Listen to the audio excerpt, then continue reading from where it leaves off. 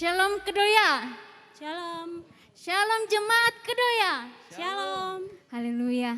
Yang merasakan kasih Tuhan sepanjang minggu ini boleh melambaikan tangannya. Puji Tuhan, semuanya ternyata merasakan kasih Tuhan. Untuk itu Bapak Ibu, saya undang untuk bangkit berdiri. Kita akan bersatu dalam doa sebelum memulai ibadah ini.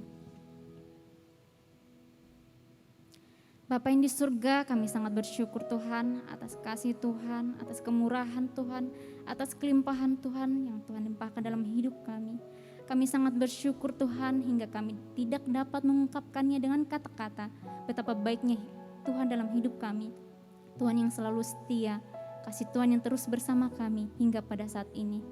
Untuk itu Tuhan, pada hari ini dengan segenap hati kami, dengan segenap apa yang kami miliki, kami akan memuji Tuhan, menyampaikan betapa berterima kasihnya kepada Tuhan. Kami akan bersorak-sorak untuk Tuhan. Terima kasih Tuhan Yesus untuk segala-galanya. Yang siap memuji Tuhan, mari sama-sama kita katakan amin. Kita akan mengangkat pujian ini dengan sorak-sorai betapa baiknya Tuhan. Yes.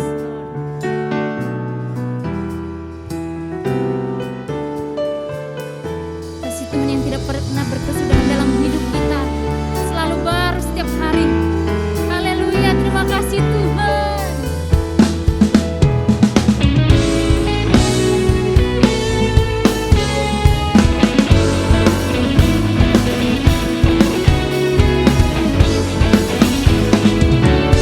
Mari kita sama-sama mengatakan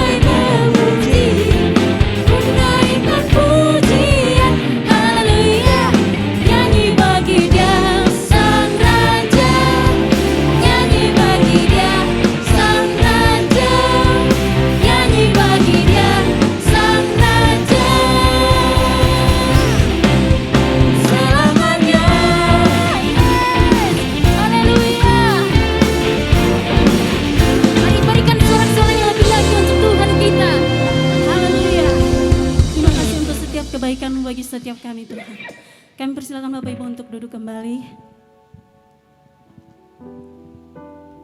Kini tiba saatnya kita akan mendengarkan firman Tuhan. Mari kita persiapkan setiap hati kita agar firman yang disampaikan oleh hamba-Nya benar-benar menjadi kekuatan yang baru bagi setiap kita.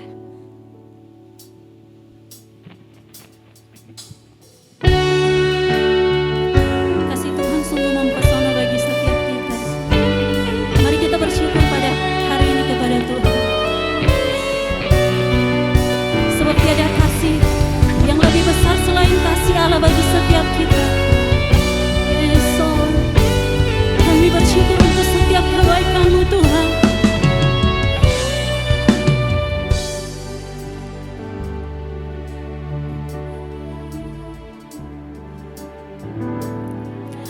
Tuhan, kasih-Mu sungguhlah mempesona diriku.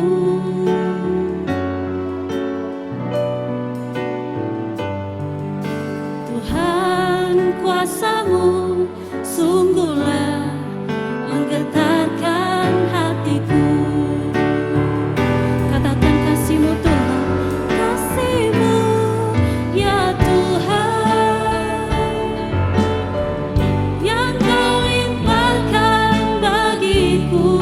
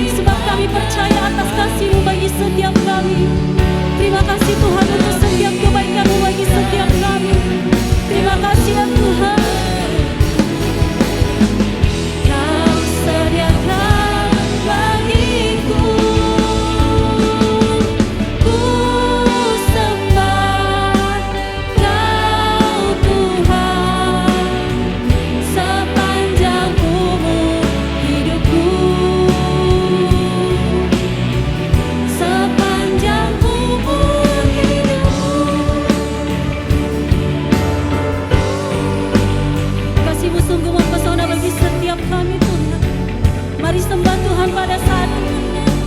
Haleluya. Kami sembah Engkau Bapa yang baik. Haleluya. Terima kasih. Oh, kami bersyukur sebab Kau baik Tuhan. Ajaib setiap perbuatan-Mu bagi setiap kami Tuhan. Haleluya.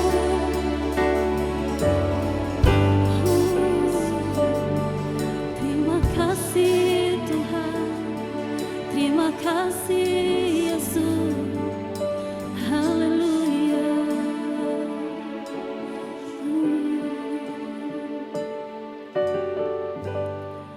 Kami bersyukur.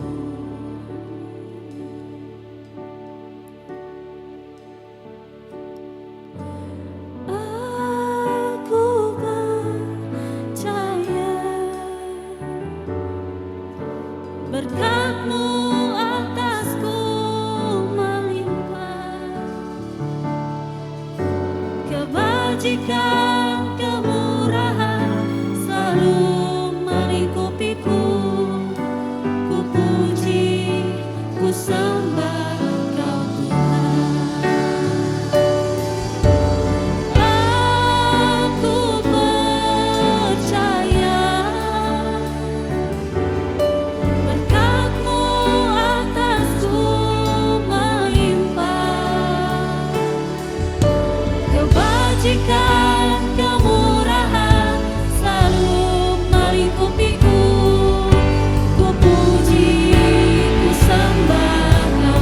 Mari jemaat Tuhan lebih lagi katakan, aku percaya. Kami percaya Tuhan. Kami percaya atas setiap kebaikan-Mu bagi setiap kami. Sungguh melimpah setiap berkat-Mu Tuhan. Kebajikan, kemurahan selalu melingkupiku. Ku puji, ku sembah Kau. Lebih lagi katakan, saya serahkan kepada Hamba ini. Percaya berkat-Mu atasku melimpah, kebajikan, kemurahan selalu melingkupiku. Ku puji, ku sembah Kau Tuhan. Ku puji, ku sembah Kau Tuhan. Ku puji, ku sembah Kau Tuhan.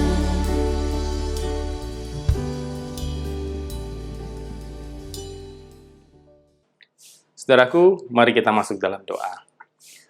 Tuhan Allah Bapa kami yang di surga, mengucap syukur kalau pada kesempatan ibadah online hari ini, kami sudah berkumpul, kami sudah menaikkan pujian pengagungan kami kepadamu. Kami mengucap syukur Tuhan untuk kesempatan yang indah, meskipun kami hanya bisa bertemu melalui ibadah online ini, tapi kami percaya Tuhan, apapun caranya, apapun metodologinya Tuhan, Kau tetap bisa memberkati kami. Mari Tuhan, sekarang tiba saatnya buat kami untuk duduk diam dan mendengarkan firman-Mu. Berbicaralah buat kami Tuhan, kami semua membuka telinga kami, membuka hati kami, persiapkan hati kami untuk mendengar firman-Mu. Kami ingin belajar apa yang menjadi kehendak dan isi hati-Mu buat kami. Kami mau mengerti rencana-Mu buat kami Tuhan. Terima kasih Tuhan, Kau yang urapi hamba-Mu yang menyampaikan firman-Mu, dan setiap kami yang duduk mendengarkan, sehingga kami semua diberkati oleh firman-Mu pada hari ini.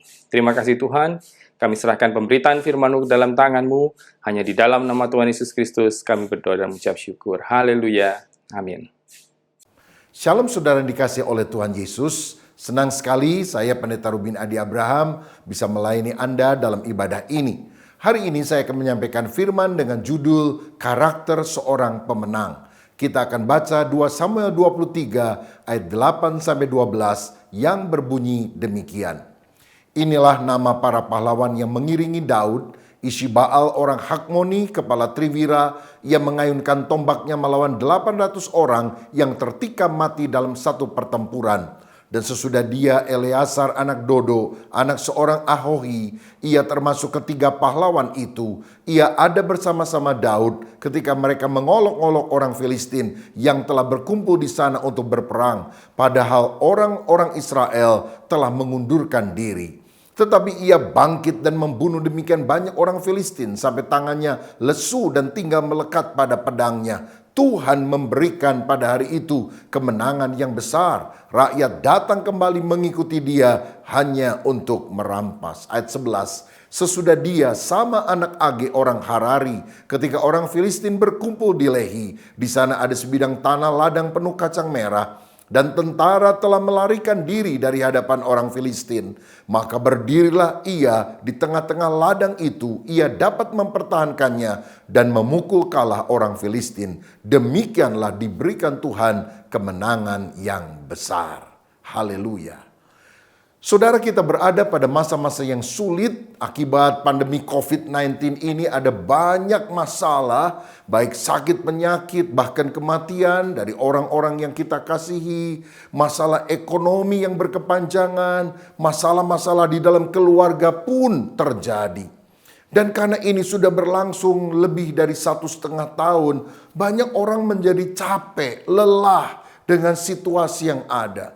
Bahkan ketika pemerintah melakukan PPKM, pemberlakuan pembatasan kegiatan masyarakat, banyak sekali orang yang mendemo pemerintah karena dianggap langkah pemerintah yang sebetulnya untuk melindungi kesehatan masyarakat, bahkan nyawa masyarakat, itu ternyata dipandang sebagai usaha untuk mengurangi kegiatan ekonomi. Ya, memang tantangan sedang kita hadapi pada hari-hari ini. Tetapi saudara, kesulitan itu belum tentu membentuk karakter kita. Kesulitan itu hanya memunculkan karakter kita yang asli. Karena ternyata ada orang-orang di tengah masa sulit ini justru memanfaatkan situasi secara egois untuk kepentingan pribadinya, yaitu untuk meraup keuntungan di tengah penderitaan orang lain. Bahkan mereka tidak peduli jika nyawa orang lain menjadi taruhannya.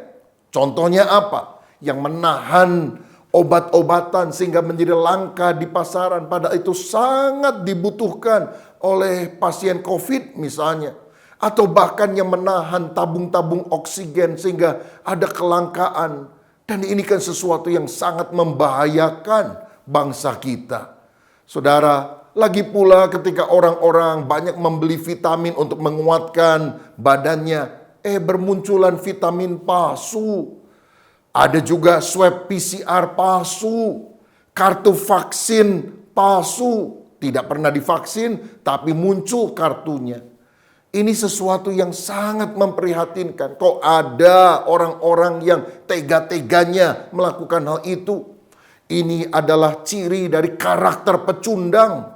Orang yang hanya memikirkan dirinya sendiri. Saudara, mereka adalah orang yang berakhlak rendah. Tetapi kesulitan yang sama bagi orang yang punya karakter yang indah justru akan muncul. Yaitu orang-orang yang punya karakter cemerlang untuk menolong sesamanya karena punya rasa kemanusiaan yang tebal dan mendalam. Beberapa waktu lalu ketika dilakukan pertandingan tenis di Wimbledon di Inggris, Sarah Gilbert, seorang ahli vaksin dari Universitas Oxford, dia adalah seorang profesor di sana, diundang untuk hadir dan menyaksikan pertandingan tenis itu. Dan tanpa dia tahu sebelumnya, tiba-tiba panitia mengumumkan kepada ribuan orang yang akan menonton pertandingan tenis tersebut, bahwa telah hadir di tengah kita Sarah Gilbert. Dia adalah penemu vaksin COVID AstraZeneca. Dia sendiri kaget ketika namanya disebut, tapi orang-orang bertepuk tangan, bahkan berdiri memberikan standing ovation, menghargai apa yang telah dilakukan oleh Sarah Gilbert dan timnya untuk menemukan vaksin untuk bisa mengatasi pandemi COVID ini. Dan yang luar biasa, Sarah Gilbert menyerahkan seluruh hak patennya demi kemanusiaan, dan dia tidak mengambil royalti apapun untuk vaksin AstraZeneca ini, sehingga hanya biaya produksinya saja. Karena itulah vaksin AstraZeneca menjadi vaksin termurah dibandingkan semua vaksin lain yang muncul di dunia ini. Karena apa? Ada seorang wanita yang berhati mulia, berhati emas, yang mau mendedikasikan hidupnya bagi orang lain. Vaksin AstraZeneca menjadi vaksin termurah, tapi bukan murahan, karena ada orang yang rela berkorban. Bukankah karakter kemurahan hati menjadi sesuatu yang sangat dihargai pada masa sulit ini? Saya percaya di masa sulit ini juga Tuhan ingin kita anak-anaknya punya karakter yang indah. Karakter kita harus dibentuk menjadi lebih serupa seperti dia. Karena itu kita harus mengembangkan karakter seorang pemenang. Kita harus jadi Kopassus, komando pasukan Yesus. Haleluya. Nah, saya membaca di dalam Alkitab, Daud adalah seorang raja dan dia seorang pahlawan yang perkasa. Dia pernah kalahkan Goliat. Dan di dalam pasukannya ada orang-orang hebat, saudara. Misalnya Yoab, panglima perangnya. Abisai juga adalah kepala dari pasukan Daud yang sangat dihormati. Tetapi menurut catatan Alkitab, ada 3 pahlawan utama Daud yang tidak bisa ditandingi bahkan oleh Abisai dan Yoab. Mereka bagikan the 3 musketeers, yaitu 3 pahlawan yang menjadi orang-orang utama, inti daripada Daud dan kerajaan Israel. Mereka adalah Ishibaal, Eleazar, dan Sama. Saya ingin menyoroti 3 nama ini sambil kita belajar melihat karakter apa yang mereka miliki yang juga harus kita teladani sebagai prajurit Kristus, sebagai laskar Kristus yang ingin memiliki karakter seorang pemenang. Ayat 8 menyebutkan Ishibaal adalah orang yang mengalahkan 800 orang musuh dengan tombaknya dalam satu pertempuran. Ini orang hebat. Musuhnya 800, dia sendirian. Yang mati bukan dia tapi musuhnya. Ini Rambo lewat, saudara-saudara. Ini Jet Li, Bruce Lee pasti kalah sama dia. Cuma nggak ada filmnya saja tentang Ishibaal. Nah, ada sebuah tafsiran yang berkata, Ishibaal menanti musuh orang-orang Filistin yang datang menyerang lewat lorong sempit di antara 2 gunung. Jadi ada celah sempit di antara 2 gunung batu, sehingga orang yang maju itu harus satu persatu. Dan dia dengan gigih mempertahankan wilayah Allah. Satu maju dia bunuh, kedua, ketiga, keempat, kelima, sampai ke 800. Wow, bayangkan 800 orang mati dalam satu pertempuran. Karakter apa yang kita pelajari di sini? Saya melihat Ishibaal adalah orang yang ulet. Dia memiliki keuletan yang luar biasa, gigih, sikap pantang menyerah menghadapi lawan atau kesulitan yang datang silih berganti. Mungkin karena dia punya prinsip hidup, maju tak gentar, karena gentar tak maju. Nah, kalau kita takut kita nggak maju-maju, tapi kalau kita punya keberanian dan keuletan, kita akan bergerak maju memperoleh kemenangan. Saudara mungkin sedang menghadapi masalah yang satu demi satu bertubi-tubi datang menyerang kita. Rasanya nggak selesai-selesainya di dalam musim pandemi ini. Tapi kalahkan satu persatu. Alkitab bilang kesusahan sehari cukuplah untuk sehari. Jadi pergumulan hari ini kita kalahkan. Besok kita yakin Tuhan tetap akan menyertai kita. Tuhan yang telah memberikan kita kemenangan pada waktu yang lampau, kita yakini Dia juga akan memberikan kemenangan pada kita pada hari ini. Dan Tuhan yang memberikan kita kemenangan pada hari ini, percayalah Dia juga akan memberikan kemenangan kepada saudara pada hari yang akan datang. Haleluya, Dia selalu beserta kita di tengah segala tantangan. Dalam 1 Korintus 16 ayat 13 Alkitab berkata, berjaga-jagalah, berdirilah dengan teguh dalam iman, bersikaplah sebagai laki-laki dan tetap kuat. Ini yang Tuhan inginkan. Jangan kita berjiwa lembek, mudah menyerah, patah semangat, tapi bersikap kuat, teguh. Tough time never lasts, but tough people do. Masa yang sulit tidak akan bertahan, tapi orang-orang uletlah yang akan bertahan di tengah kesulitan. Saya percaya Allah sangat menghargai keuletan, kegigihan, sikap pantang menyerah di dalam kehidupan kita. Tuhan tidak mau kita menjadi orang yang mudah putus asa. Sebaliknya kita punya daya juang tinggi. Punya resiliensi. Ini istilah baru yang kita harus tahu. Resilience adalah kemampuan menyesuaikan diri terhadap tekanan yang datang dan mengubah tekanan itu akhirnya menjadi kemenangan. Dengan kata lain, walaupun dijepit tetap melejit, walaupun ditebang tetap berkembang, walaupun dihambat tetap merambat. Inilah karakter yang kita harus miliki. Saudara tentu pernah dengar Thomas Alva Edison melakukan percobaan ribuan kali untuk menemukan bola lampu pijar. Dia gagal lagi. Tapi dia mencoba terus. Dan akhirnya dia berhasil. Kalau dia terlalu cepat menyerah, dunia tidak seindah sekarang. Karena dunia akan gelap gulita pada waktu malam. Terima kasih untuk orang yang punya keuletan di dalam jiwanya.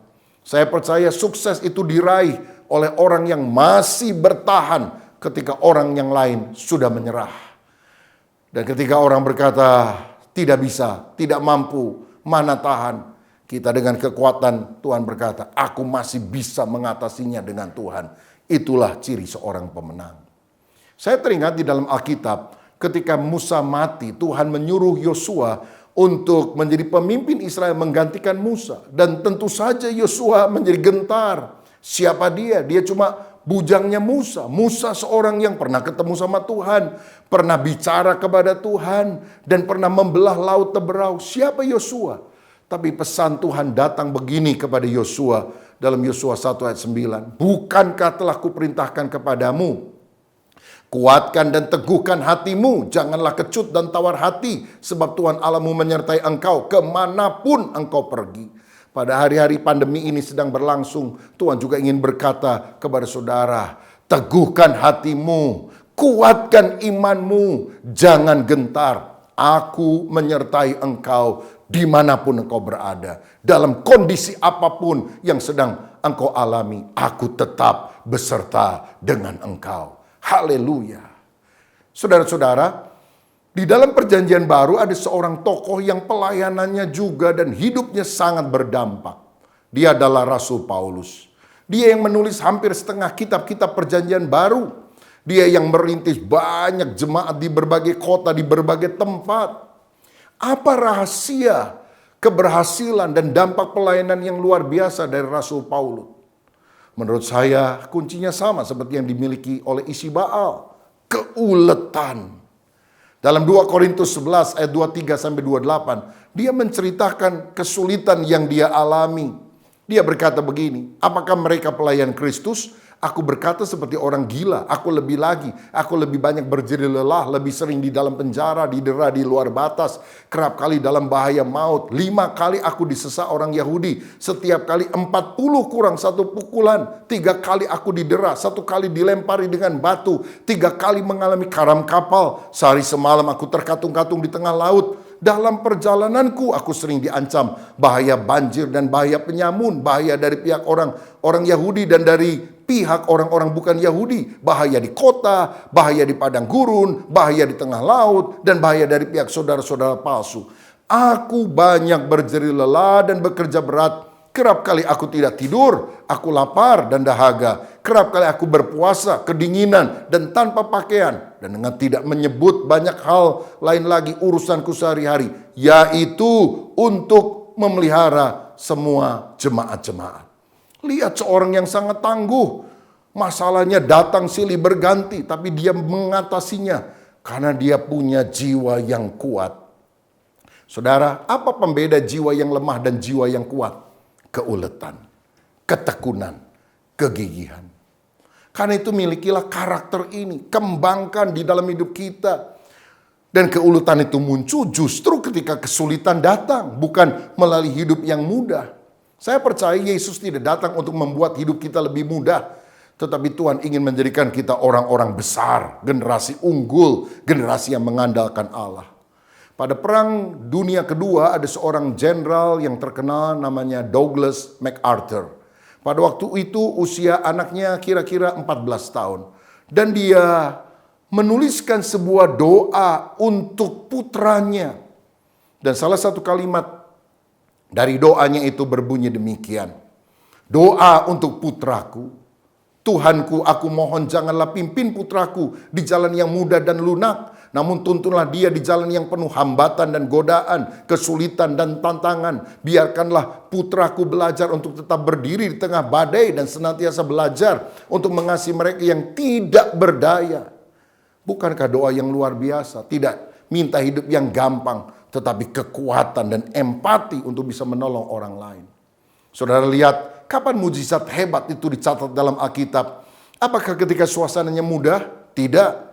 Ketika umat mengalami tantangan dan mereka mengatasinya bersama dengan Tuhan, kita lihat mujizat-mujizat hebat dicatat oleh Alkitab. Laut pernah menghambat orang Israel, tapi Musa dengan kuasa Tuhan membelah laut. Daud pernah berhadapan dengan raksasa besar yang namanya Goliat, tapi mujizat yang terjadi, Daud yang kecil bersama dengan Tuhan bisa mengalahkan Goliat. Daniel berada di gua singa karena dia tetap setia kepada Allah, tapi malaikat mengatupkan mulut singa-singa. Petrus berada di dalam penjara dan akan dibunuh oleh Herodes, tapi ketika jemaat berdoa, Tuhan melepaskannya melalui malaikat. Saudara, di tengah situasi yang sulit, percayalah mujizat besar akan terjadi dalam hidupmu. Bagi Tuhan tidak ada yang mustahil. Semua kita bisa atasi kalau kita ulet. Haleluya. Yang kedua, di ayat 9 dan 10 kita belajar dari Eleazar. Alkitab berkata dia mengalahkan begitu banyak musuh sehingga pada akhir perang itu pedangnya melekat pada tangannya. Lengket, artinya dia tidak punya energi lagi untuk bahkan melepaskan pedang dari tangannya. Jadi musuhnya apa? Kelelahan, sangat capek. Tetapi semua musuhnya mati. Kita belajar dari Eleazar. Dia adalah orang yang biasa menaklukkan bukan hanya tantangan di luar dirinya, tapi terutama tantangan dari dalam. Kelelahan, sudah terlalu capek. Tapi dia tetap melakukan tugasnya sampai dia menang. Kunci yang saya pelajari di sini adalah disiplin diri. Kalau kita bisa mendisiplin diri, maka perkara-perkara besar bisa kita raih di dalam kehidupan. Dengan disiplin kita akan tetap mengerjakan tanggung jawab kita. Walaupun sebetulnya kita sedang enggan, kita sedang tidak ingin melakukannya. Seperti seorang ibu yang baru melahirkan bayi. Tengah malam bayinya nangis, minta minum susu. Apakah ibu itu tidak lelah? Tentu saja lelah. Apakah dia ingin tidur? Ya, tapi dia harus bangun. Walaupun sebetulnya dia ingin tidur karena dia punya disiplin diri. Dia merasa kasihan dan dia tahu bahwa tanggung jawab utama seorang ibu memberi makan atau susu kepada anak bayinya sampai dia dewasa. Saudara-saudara, Tuhan mau kita menjadi orang yang punya disiplin diri, ada penguasaan diri. 1 Korintus 9 ayat 25 berkata, tiap-tiap orang yang turut mengambil bagian dalam pertandingan, menguasai dirinya dalam segala hal, mereka berbuat demikian untuk memperoleh suatu mahkota yang fana, tetapi kita untuk memperoleh suatu mahkota yang abadi. Bagaimana seorang atlet bisa menjadi juara dunia? Berlatih dengan disiplin. Apa musuh dari latihan-latihan yang panjang itu? Bosan, jenuh. Saudara bisa bayangkan kalau ada atlet bulu tangkis yang latihan setiap hari 8 jam. Bisa bosan enggak? Saya yakin bisa bosan. Orang kerja 8 jam di kantor. Dia kejar-kejar bulu ayam 8 jam. Satu hari, ya bosan saudara. Apalagi kalau dia lihat temennya kok ada yang lagi shopping, ada yang lagi traveling, ada yang lagi tidur-tiduran. Oh rasanya nikmat. Tapi kalau dia menyerah terhadap godaan dari dalam, dia nggak akan pernah jadi juara dunia. Juara kampung aja kagak, saudara. Jadi musuh yang harus kita taklukkan terutama adalah sang aku ini. Ini harus ditundukkan sampai kita meraih garis finish kemenangan karena disiplin diri. Bukan hanya menghadapi tantangan dari luar seperti yang dialami oleh Isiba'al, tapi juga tantangan dari dalam diri kita seperti yang karakter yang dimiliki oleh Eleazar. Saya pernah membaca kisah tentang seorang pelari maraton Tanzania yang bernama John Stephen Akhwari. Pada Olimpiade Meksiko tahun 1968, dia mengikuti lomba maraton 42 km lebih. Tetapi pada kilometer ke-19, kakinya kram sehingga dia berhenti mendadak dan dia tertabrak oleh beberapa pelari lain yang ada di belakangnya. Dia jatuh, sendinya bergeser, bahunya juga merasa sakit. Dan sebetulnya dia harus meninggalkan gelanggang karena tidak mungkin bisa melanjutkan pertandingan. Tapi dengan kaki tertatih-tatih, walaupun kemudian ada orang yang membantunya dengan membalut lututnya dengan kain, dia meneruskan lomba maraton tadi sampai masuk finish. Dia bukan juaranya, saudara. Juaranya sudah masuk finish 1 jam lebih sebelum John Stephen Akhwari. John Akhwari tidak pernah menerima medali emas, tetapi dia tetap dikenang sebagai hero, sebagai pahlawan olahraga. Karena ketika wartawan tanya kepada dia, kenapa kamu tetap lari? Padahal kamu tahu kamu pelari terakhir dan kamu juga harus lari pelan sekali karena kamu habis jatuh. Dia bilang begini, "My country didn't send me 5,000 miles away to start the race, but to finish it."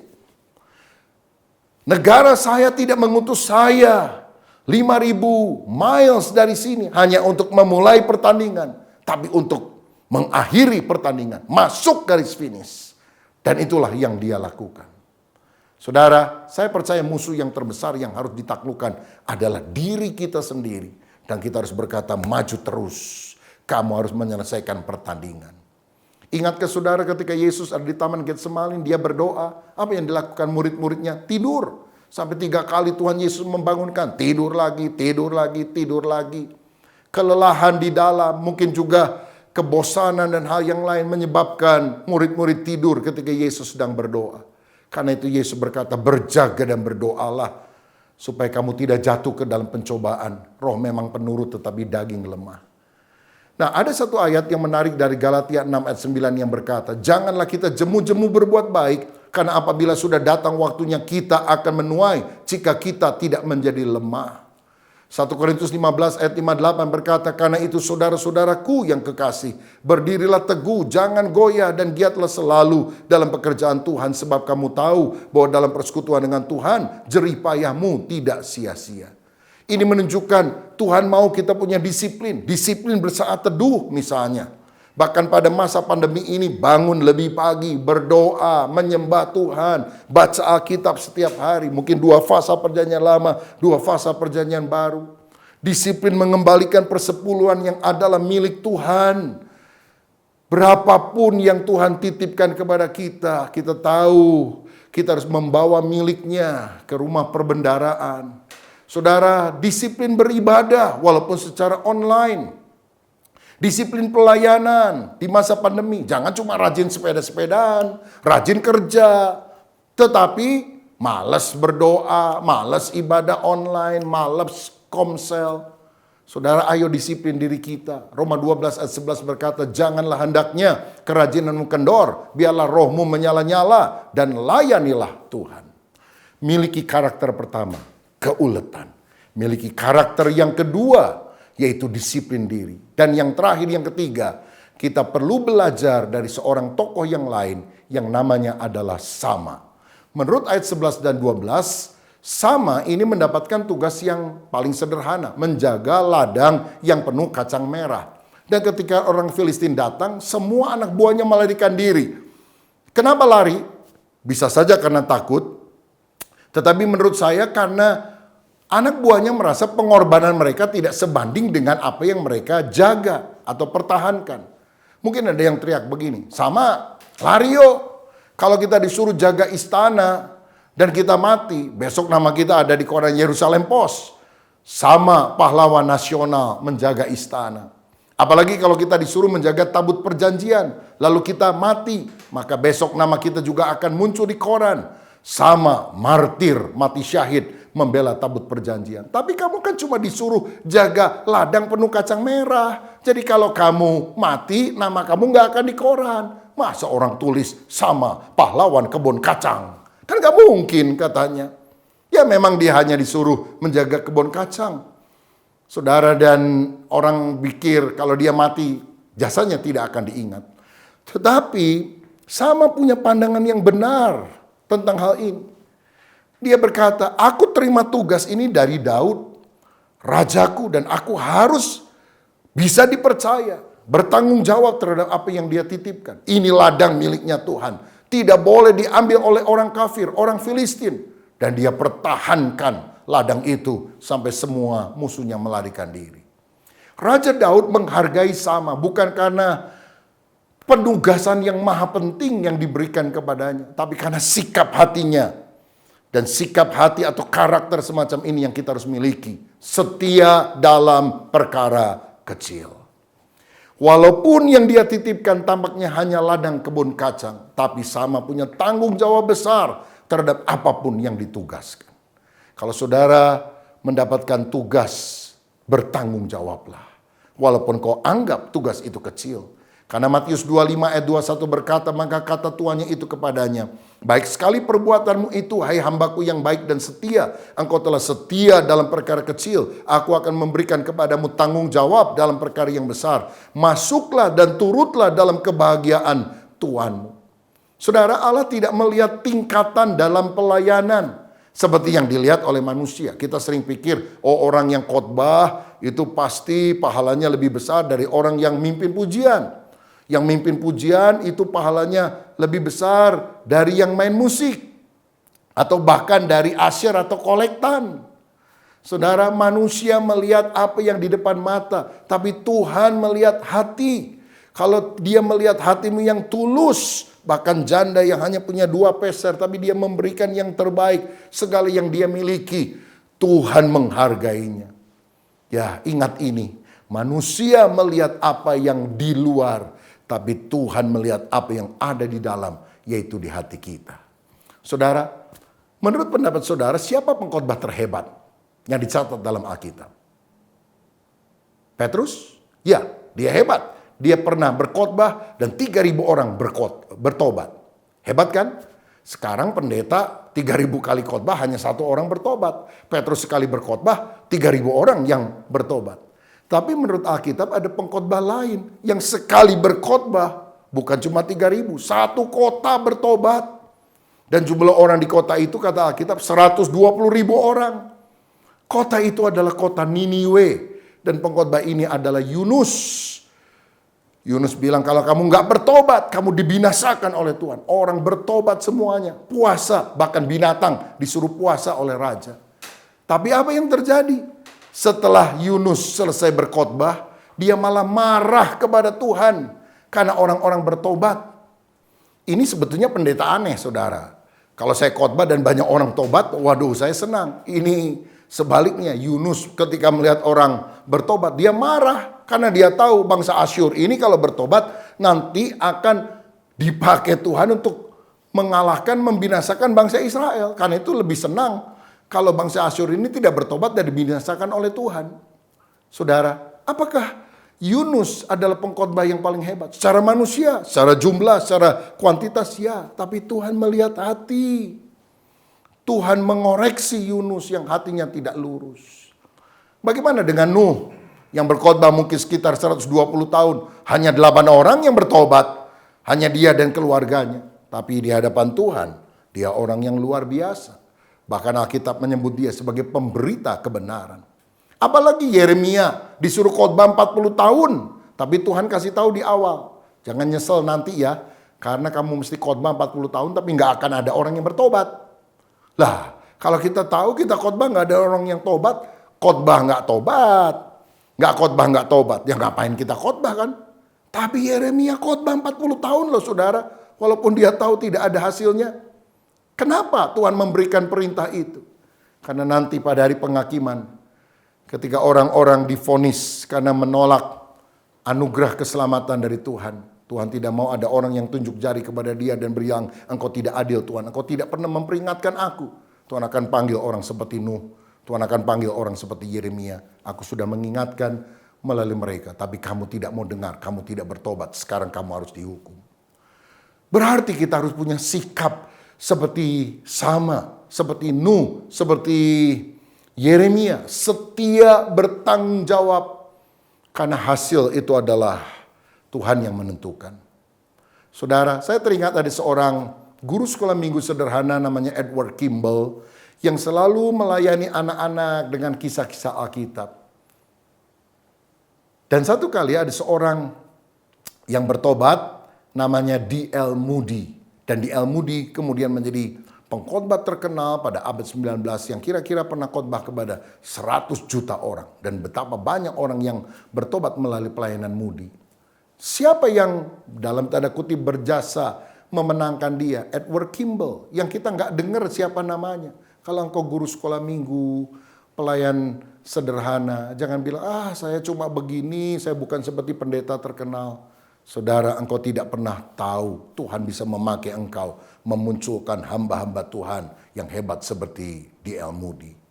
Satu kali di Charlotte, North Carolina, ada seorang penginjil namanya Mordecai Ham melakukan pelayanan keliling, dan kemudian orang mendirikan tenda, dan sekitar 5.000 orang setiap malam datang mendengarkan khotbah, pengkhotbah dari yang dulu adalah mantan seorang petinju.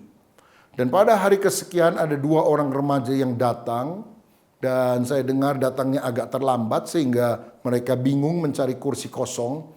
Untunglah ada seorang usher yang membantu mencarikan mereka kursi dan mereka mendengar khotbah. Dan ketika ada tantangan diberikan, kedua remaja ini maju ke depan menerima Yesus sebagai Tuhan dan Juru Selamat. Dan salah satu di antara remaja itu akhirnya dikenal sebagai Dr. Billy Graham, penginjil terbesar sepanjang masa yang berkhotbah kepada jauh lebih banyak orang dibandingkan penginjil manapun. Kalau 2 remaja ketika masuk dan mereka lihat, wah penuh, nggak ada kursi, lalu balik lagi, nggak ada usher yang menolong, mungkin cerita bisa jadi lain. Saudara tahu siapa nama usher itu? Tidak tahu? Saya juga nggak tahu, saudara. Nggak penting namanya, yang penting Tuhan tahu namanya. Tetapi ingat, tugasnya kelihatannya sederhana, usher, tapi dampaknya luar biasa. Kalau saudara punya pelayanan yang sederhana dan kau pikir ini cuma tugas kebun kacang, jangan malu. Jangan anggap remeh, jangan pedulikan cemoohan orang. Walaupun gak ada yang memperhatikan, tidak ada yang menghargai. Tetap setia, karena Allah menghargai pelayanan saudara. Satu kali ketika kita ketemu dengan Tuhan, Tuhan akan berkata begini kepada hamba yang setia. Well done, good and faithful servant. Dan itulah hal yang sangat kita rindukan ketika kita berjumpa dengan Tuhan, bukan? Saudara sekalian, mari kita memiliki keuletan. Mari kita punya disiplin diri yang kuat. Dan mari kita setia dalam perkara yang kecil. Tuhan akan memberkati kita dengan perkara yang jauh lebih besar. Di tengah masa pandemi ini, munculkan sikap pemenang. Karena dengan karakter yang sesuai dengan kehendak Allah, kita akan menjadi orang yang berkenan kepada Tuhan. Tuhan Yesus memberkati, izinkan saya berdoa untuk saudara. Bapa Surgawi, terima kasih untuk kebenaran firman Tuhan ini. Kiranya Engkau memberkati setiap umat-Mu yang telah menerimanya. Biarlah kami belajar karakter seorang pemenang dari Ishibaal, Eleazar, dan Sama. Belajar keuletan, belajar disiplin diri, belajar setia untuk perkara yang kecil. Karena ketika kami memiliki sikap demikian, Bapa Surgawi akan memberikan pengurapan yang berlimpah-limpah. Tuhan, terima kasih. Berkat-Mu atas pemerintah Indonesia, bangsa Indonesia. Jauhkan dari segala demo, jauhkan dari segala kerusuhan, niat-niat orang jahat. Dan biarlah pandemi ini bisa segera diatasi oleh anugerah Tuhan. Di dalam nama Yesus kami berdoa dan mengucap syukur. Haleluya. Amin. Salam sehati, Tuhan Yesus memberkati.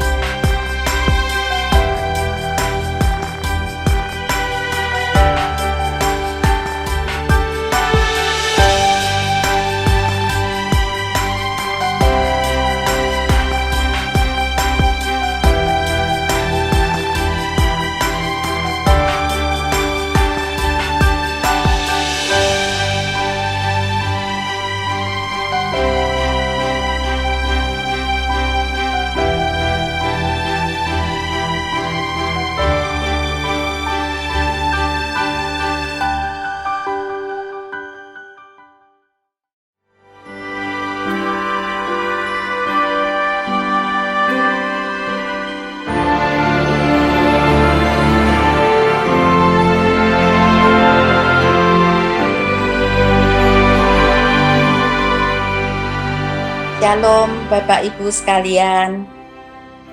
Waktu saya ada masalah, saya mulai ikut doa pagi dan saya merasakan ada kedamaian, sukacita, dan pertolongan Tuhan luar biasa. Tepat pada waktunya. Waktu kita berdoa syafaat untuk bangsa, untuk pemerintah, untuk gereja Tuhan, saya yakin kuasa Tuhan ada di situ. Ayo ibu-ibu, bapak-bapak, ikut doa pagi. Shalom saudara-saudara semua. Saya terkena penyakit COVID-19. Saya merasa sedih dan takut sekali. Waktu ikut doa pagi, saya bersyukur ada banyak saudara seiman dan pada hamba Tuhan yang mendoakan saya. Puji Tuhan, oleh bilur-bilur Yesus, saya mengalami mukjizat dari Tuhan. Walaupun masih dalam proses pemulihan, tetapi saya sangat bersyukur kepada Tuhan. Saya mengajak saudara-saudara sekalian, ayo ikut doa pagi. Shalom bapak-bapak, ibu-ibu. Saya senang doa pagi, ikut di gereja, dan senang sukacita. Waktu saya sakit maka saya ditolong Tuhan dengan baik. Dan kita mesti semakin rajin berdoa, dekat sama Tuhan. Ayo bapak-bapak, ibu-ibu, ikutlah doa pagi di gereja bersama-sama. Haleluya, puji Tuhan.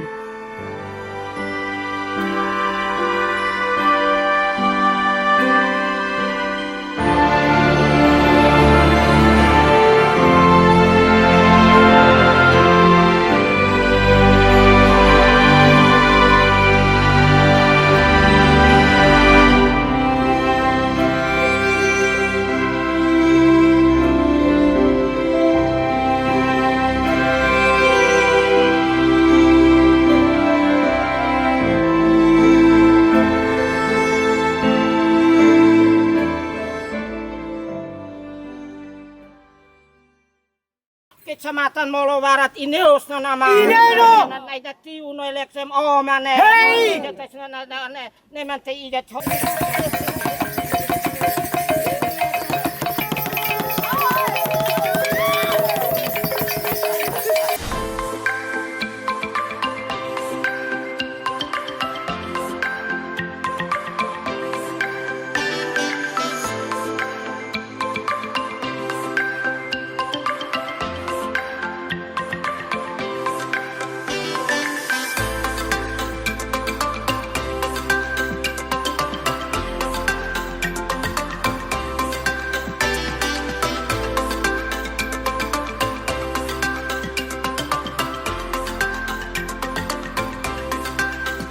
Shalom, saya Gembala Jemaat GBI Soai yang telah merintis GBI Sesawi Nunbaki. Dan hari ini kami merasa bahagia karena kami telah mendapat satu gedung yang luar biasa bagus. Saya atas nama Jemaat GBI Sesawi mau menyampaikan terima kasih kami kepada Bapak orang tua kami, Bapak Julius Ishak, Bapak Ruben Adi Abraham, dan juga Bapak Suwito dan Bapak Timotius yang telah berkorban untuk pembangunan GBI Sesawi Nunbaki. Kali lagi kami menyampaikan terima kasih.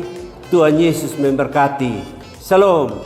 Shalom saudara, saya mewakili gereja kita bersama dengan 5 orang lainnya pada tanggal 3 sampai 5 November yang lalu baru saja meresmikan GBI Sesawi yang dibangun oleh DPP GBI melalui program Battle Project.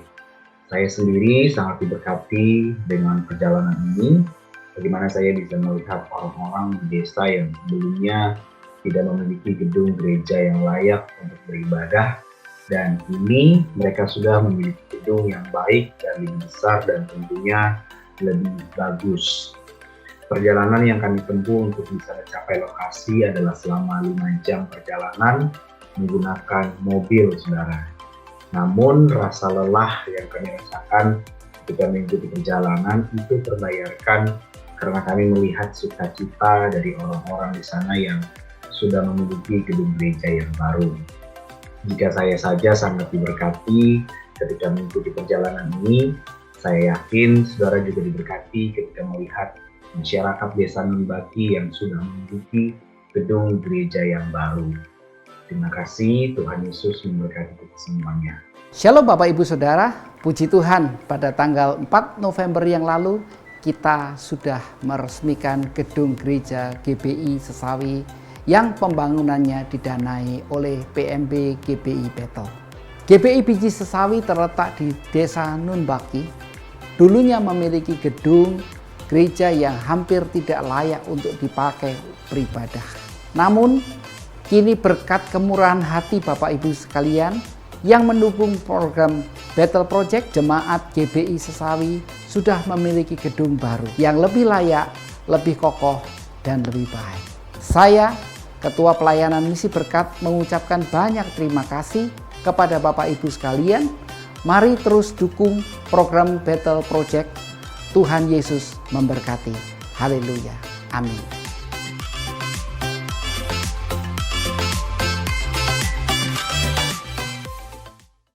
Sebelum kita mengakhiri ibadah kita pada hari ini, mari kita tundukkan kepala dan kita bersatu di dalam doa.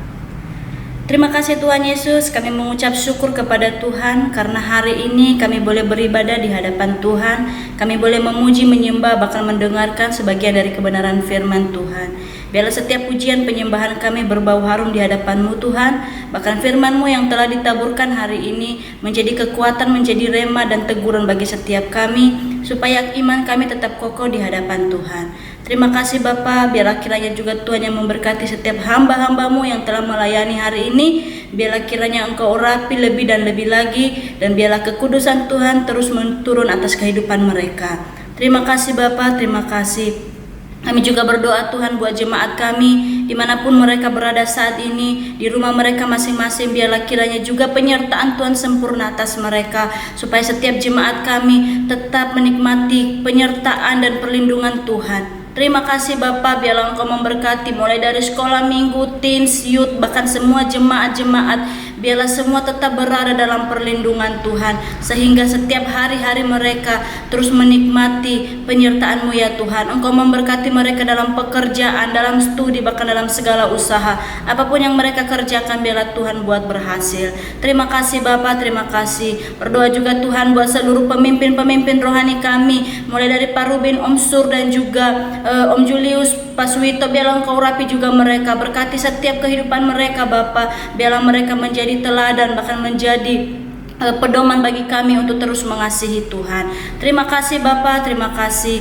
Biarlah kiranya Tuhan, kasih setia Tuhan terus menaungi kami. Biarlah kehidupan kami terus terpancar kebenaran-Mu dan kasih-Mu Tuhan, sehingga dimanapun kami berada nama Tuhan dipermuliakan. Terima kasih Bapa, terima kasih. Kami juga berdoa buat bangsa kami Bapa, di mana bangsa kami hari-hari ini banyak sekali mengalami bencana. Tapi kami percaya Tuhan, tidak ada yang terjadi tanpa seizin Tuhan. Biarlah kiranya Engkau yang terus memulihkan bangsa ini, memperbaiki bangsa ini, sehingga bangsa ini menjadi kemuliaan bagi nama Tuhan. Terima kasih Bapa, terima kasih. Sebentar kami akan mengakhiri ibadah kami, dan kami boleh kembali pada aktivitas kami yang lain, dan biarlah penyertaan Tuhan selalu sempurna bagi kami. Di dalam nama Yesus kami berdoa dan mengucap syukur. Haleluya. Amin. Saudara, angkat tanganmu, angkat hatimu, dan terimalah berkat Tuhan. Biar berkat daripada Allah Bapa, kasih daripada Tuhan Yesus Kristus, persekutuan dan penghiburan dari Roh yang Kudus, biar itu tinggal di dalam hidup saudara dan saya, sehingga kita boleh tetap hidup dengan kuat, tetap beriman, dan tetap setia kepada Tuhan. Biar berkat ini turun atas kita semua, mulai dari saat ini, bahkan sampai selama-lamanya. Yang percaya bersama-sama kita katakan, amin. Tuhan memberkati. Salam sehati.